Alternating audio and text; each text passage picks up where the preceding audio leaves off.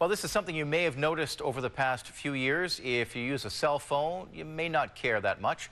Payphones have been slowly disappearing, and the ones that are left are often used for drug deals or prostitution. They're also the target of vandals. What is the future for something that once seemed to be on every street corner? A News Mid-Island Bureau Chief Jonathan Bartlett is following the story. He joins us from our Mid-Island Bureau in Nanaimo tonight. Jonathan. Eric, today I went out to get shots of payphones around Nanaimo, and I hadn't noticed before how difficult it was to find one. They're becoming an endangered item. If you're looking to place a call, it's one of the few payphones left in downtown Nanaimo. It's on the corner of Howard and 2nd Avenue, and it looks like the phone has seen better days. In a wireless world, are these magnets for crime and vandalism becoming a thing of the past? We've seen a number of reductions of payphones across BC, and generally the major reason for that is usage. A lot more people now have access to cell phones, and they're using cell phones. TELUS says it's an issue of market demand and community safety. So if there was a lot of crime in the area, and that payphone was a focal point for some criminal activity, then the community will ask us to remove the phones.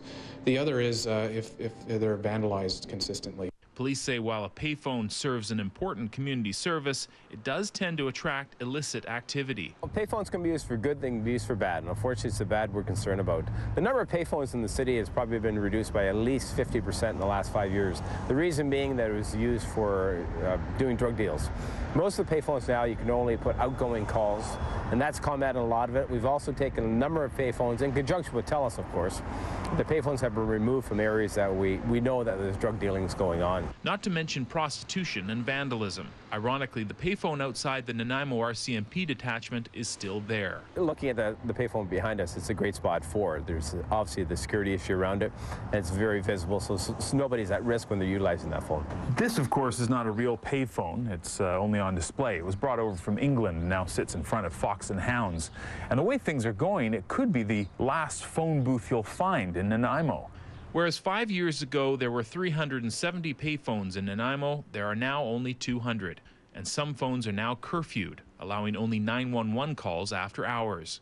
Late at night, say from midnight until 6 a.m., the payphone won't work, and then it'll work during regular day hours. So those are some of the options that we can have working with communities.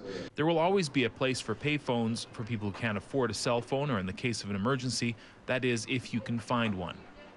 TELUS says if people who live or work in an area with a payphone and there are problems with crime, drug deals, or prostitution, TELUS will consider removing the phone, but they'll also take into consideration where other phones exist in the neighborhood.